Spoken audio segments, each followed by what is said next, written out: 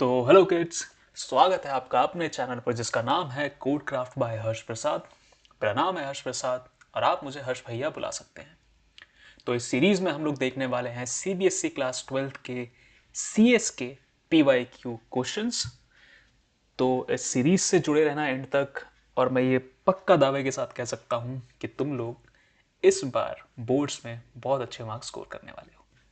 तो आज हम लोग देखने वाले हैं क्वेश्चन नंबर 31। ठीक है, सो क्वेश्चन नंबर 31 है आउटपुट बेस्ड क्वेश्चन। ठीक है, तो आपको एक प्रोग्राम ऑलरेडी दे रखा है, एक ऑलरेडी प्रोग्राम दे रखा है। ठीक है, आपको क्या बताना है, इसका आउटपुट बताना है। ठीक है, सो ऐसे क्वेश्चन बहुत आते हैं, आपके 3 नंबर में आ जाते हैं, अगेन 5 नंबर में नहीं आते, 3 में आ जाते हैं, 2 में आ जाते हैं, कभी कभार as a part of 5 numbers आ जाते हैं।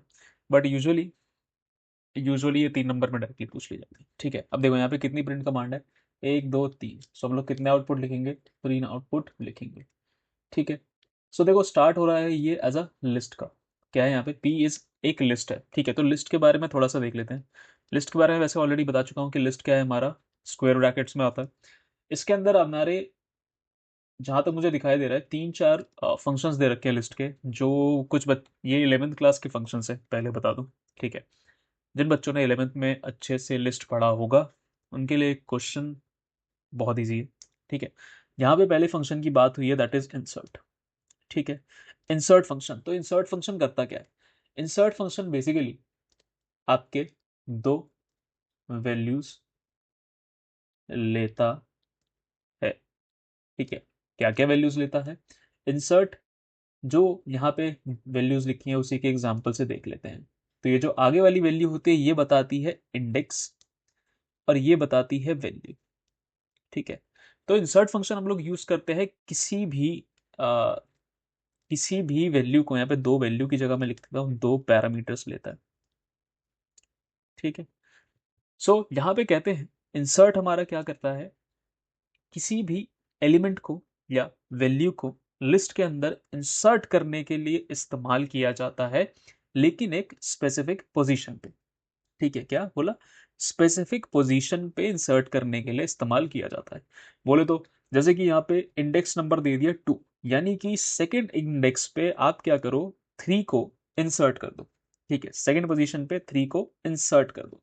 तो देखो लिस्ट में हमने पहले बताया था कि भाई जितना भी हो, चाहे एरे हो, चाहे लिस्ट हो, चाहे टपल हो, चाहे डिक्शनरी हो, चाहे मतलब कुछ भी हो, हमेशा वो स्टार्ट कहाँ से होता है, 3 5 7 4, हमेशा स्टार्ट होता है 0 से। तो इट इज 0 1 2 3। तो ये कह रहा है कि सेकेंड इंडेक्स पे, यानी कि इस वाले इंडेक्स पे क्या करो, 3 को इंसर्ट कर दो। ठीक है, कर दूंगा, लेकिन 7 कहाँ जाएगा, कुछ नहीं, 7 राइट साइड पे शिफ्ट हो जाएगा। तो यहाँ पे क्या हुआ, यहाँ पे जो आउटपुट जनरेट हुआ, यहाँ पे आउटपुट जनरेट हुआ वो क्या हुआ, वो हुआ 3 5 3 7 4। ठीक है, अब यहाँ पे क्या हुआ भाई, यहाँ पे 3, ये हो गया 0 1, सेकेंड इंडेक्स पे 3 डालना था तो आ गया है। अब 7 क्या हो गया, थर्ड इंडेक्स पे चला गया, और 4 क्या हो गया, फोर्थ इंडेक्स पे चला गया, सब राइट में शिफ्ट हो गए। ठीक है, तो ये तो इंसर्ट से, इस वाले कमांड से ये हुआ पी डॉट इंसर्ट। अगला फंक्शन क्या दे रखा है, अगला फंक्शन बच्चों दे रखा है तुम्हें एक्सटेंड। क्या दे रखा है, एक्सटेंड। तो चलो एक्सटेंड से पहले एक और फंक्शन इसके साथ हम लोग जोड़ लेते हैं, जो कि है अपेंड। ठीक है, एक्सटेंड और अपेंड दोनों एक जैसे ही होते हैं लगभग लगभग। ठीक है, बस इसमें फर्क क्या आ जाता है देख लेते हैं। तो अपेंड फंक्शन क्या करता है, अपेंड फंक्शन एलिमेंट को लिस्ट के एंड में ऐड करता है। ये भी क्या करता है, लिस्ट के एंड में ऐड करता है।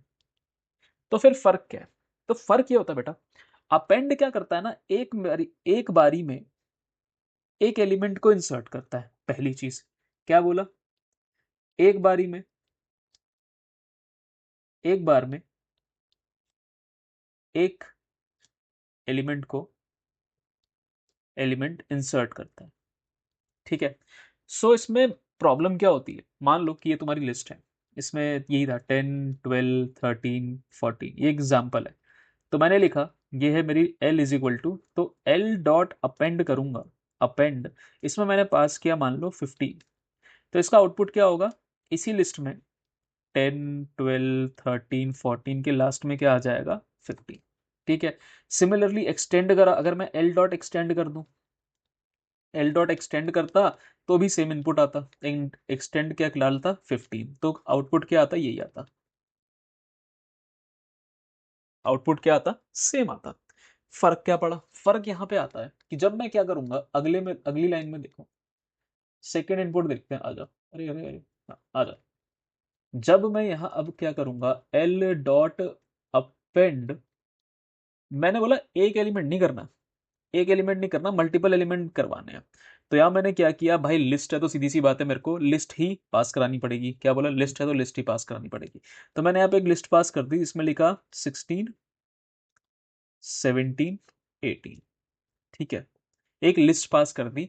तो ये क्या करता है, इसको एज अ होल, इस पूरे को एक एलिमेंट मान लेता है, इस पूरी लिस्ट को एक एलिमेंट मान लेता है, और इस प्री एग्जिस्टिंग लिस्ट में ऐड कर देता है। यानी कि आउटपुट क्या होगा, 10, 12, 13, 14, 15, यहाँ आई एक लिस्ट 16, 17, 18, ये पहले इनर लिस्ट बंद और ये आउटर लिस्ट बंद। तो क्या बोला, इन पूरे भाई साहब को,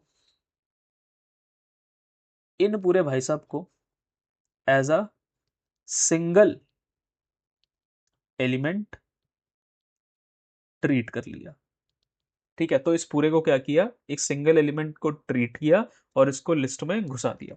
लेकिन अगर मैं यही चीज एल डॉट एक्सटेंड के साथ करूं, एक्सटेंड फंक्शन के साथ करूं, सेम 16, 17, 18, ठीक है, तो इसमें मजे की बात क्या है, ये हर एक आइटम को इंडिविजुअली उठा के लिस्ट के एंड में डाल देता है। यानी कि अब क्या हो जाएगा, ये हो जाएगा आपका आउटपुट 10, 12, 13, 14, 15, 16, 17, 18।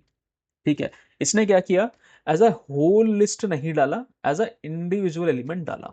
तो this is the main difference between your append and extend function. ठीक है, ठीक है, ये एक फायदा देता है कि जब आपको मान लो 15, 20, 25 हजार एलिमेंट के साथ एक लिस्ट को एक एक करके, मतलब लिख, मतलब दो लिस्ट है मान लो, एक में 1000 एलिमेंट है, दूसरे में भी 1000 एलिमेंट है, तो पहली को दूसरी के साथ मर्ज करना। ठीक है, तो हम लोग एक्सटेंड फंक्शन का यूज कर सकते हैं। तो उसमें क्या होता है, एक सिंगल लाइन में वो पूरे के पूरे को एक एक एलिमेंट करके ऐड कर देता है लिस्ट में। ये भाई साहब क्या कर देंगे, 1000 एलिमेंट वो रहेंगे, जो दूसरा 1000 एलिमेंट था उनको भाई साहब ने एज इट इज उठाया और यहाँ पे रख दिया। ठीक है, सो इससे हमें क्या है, इससे हमें डिजायर्ड आउटपुट नहीं मिला। ठीक है, तो आई होप एक्सटेंड और अपेंड में फर्क पता चल गया होगा तुम्हें। ठीक है, सो यहाँ पे क्या किया हमने, एक्सटेंड फंक्शन का इस्तेमाल किया। तो एक्सटेंड फंक्शन क्या करेगा, 10, 6 है ना, तो ये जो प्री एग्जिस्टिंग लिस्ट थी, इसके अंदर अब क्या करेगा, 3, 5, 3, 7, 4, 10 को और 6 को लास्ट में ऐड कर देगा। तो इस वाली स्टेटमेंट पे ये आंसर आ गया। अब जब आप बोलोगे प्रिंट पी, तो आउटपुट क्या आएगा, ये। ठीक है, सो यहाँ लिख देता हूं, प्रिंट पी का जो आउटपुट है वो है ये। ठीक है, अब आगे चलते हैं। आगे क्या है, इन्होंने बोला पी डॉट इंडेक्स ब्रैकेट 7। ठीक है, सो इंडेक्स फंक्शन क्या करता है, इंडेक्स फंक्शन क्या करता है, ये एक एलिमेंट को एज अ इनपुट लेता है। क्या बोला, एलिमेंट को एज इनपुट लेता है। ठीक है, और उसका इंडेक्स एज एन आउटपुट देता है, उसका इंडेक्स एज एन आउटपुट देता है, रिटर्न्स इंडेक्स एज आउटपुट। तब यहां पे गया क्या, यहां पे गया पी डॉट इंडेक्स 7। तो मैंने 7 एलिमेंट, 7 को डाला, तो एज ए एलिमेंट क्या गया, 7। अच्छा, यहाँ पे 7 को ढूंढेगा, 7 का है भाई, 0, 1, 2, 3। क्या बोला, 0, 1, 2, 3, 3 पे बैठा है हमारा 7, तो यहाँ पे इंडेक्स क्या आ जाएगा, इसका आउटपुट हो जाएगा 3। ठीक है, 7 कहाँ पे मिला पहली बार, 3 थर्ड इंडेक्स पे मिला, तो 3 को इसने क्या किया, प्रिंट कर दिया। ठीक है, अब क्या है, स्लाइसिंग करिए। अब क्या करिए, इन्होंने स्लाइसिंग करिए। स्लाइसिंग क्या होता है, स्लाइसिंग पता है ना, कि हमें कुछ चुनिंदा एलिमेंट्स निकालने हो अगर किसी लिस्ट में से, टपल में से, स्ट्रिंग में से, तो हम लोग स्लाइसिंग का इस्तेमाल करते हैं। स्लाइसिंग सीधा सा मतलब है ना, काटना। तो यहाँ पे भी हम लिस्ट को क्या कर रहे हैं, काट रहे हैं भाई। स्लाइसिंग कैसे होती है देख लो भाई। स्लाइसिंग ऐसे होती है कि यहाँ पे जो इस कोलन से पहला जो आता है वो बताता है क्या, स्टार्टिंग इंडेक्स। क्या बताता है, स्टार्टिंग इंडेक्स। यहाँ 1 लिखा है तो मतलब स्टार्ट कहाँ से होगा, ये 1 से। मान लो यहाँ पे 7 लिखा होता तो ये क्या होता है, एंडिंग इंडेक्स। ठीक है, एंडिंग इंडेक्स। अच्छा, एंडिंग हमेशा क्या होती है, 7 से एक कम। 7 से एक कम बोले तो 6, 7 से एक कम बोले तो 6। छठे एलिमेंट तक जाएगा, उसके बाद टर्मिनेट हो जाएगा। ये जो लास्ट कोलन के बाद ये जो 2 लिखा है, लिखा होता है, या फिर कुछ भी नंबर यहाँ हो सकता है, इसका मतलब होता है step size. Step size, step size क्या होता है, कितने करेक्टर को छोड़ के या कितने एलिमेंट को छोड़ के मेरे को फिर अगला एलिमेंट उठाना है। ठीक है, सो अगर मान लो स्टेप साइज यहाँ पे 2 है, मैं इसको मिटा रहा हूँ अभी के लिए। ठीक है, ठीक है। तो जब यहाँ पे अभी स्टेप साइज देख लेते हैं। ठीक है, यहाँ पे देखो, यहाँ पे इन्होंने 2 कॉलन लगा के 2 लिख दिया, तो इसका मतलब क्या है, स्टार्टिंग से लेके एंड तक चलो। क्या मतलब होता है इसका, स्टार्टिंग से लेके एंड तक चलो। स्टार्टिंग से लेके एंड तक चलो और स्टेप साइज 2, यानी कि हर दूसरा एलिमेंट उठाओ। हर दूसरा एलिमेंट उठाओ। तो ये चलेगा कहाँ से, 0 से। कहाँ तक चलेगा भाई, कितने एलिमेंट है इसके अंदर, 0 1 2 3 4 5 6, 6 एलिमेंट है। तो 0 से लेके कहाँ तक चलेगा, 6 तक चलेगा। और हर दूसरा एलिमेंट क्या करेगा, उठाएगा। अच्छा, कमाल की बात फिर वही है, छठे एलिमेंट को ही लेगा नहीं, तो क्या क्या लेगा भाई, 0 लेगा, एक को छोड़ेगा, 3 को लेगा, फिर और देखो 0 को लेगा, फिफ्थ को छोड़ेगा, सेकंड को लेगा, थर्ड को छोड़ेगा, थर्ड इंडेक्स को छोड़ेगा, फोर्थ इंडेक्स को लेगा, और फिफ्थ पे तो टर्मिनेट ही हो जाएगा। ठीक है, ठीक है, सिक्स तक तो पहुंचेगा ही नहीं। ठीक है, तो कितने आउट इन इसके कितने एलिमेंट को प्रिंट करेगा ये भाई, 3 को प्रिंट करेगा। स्टेप साइज 2 है ना, तो एक छोड़ के दूसरा उठाओ। 3 होता तो 2 छोड़ के तीसरा उठाओ। 4 होता तो 3 छोड़ के चौथा उठाओ।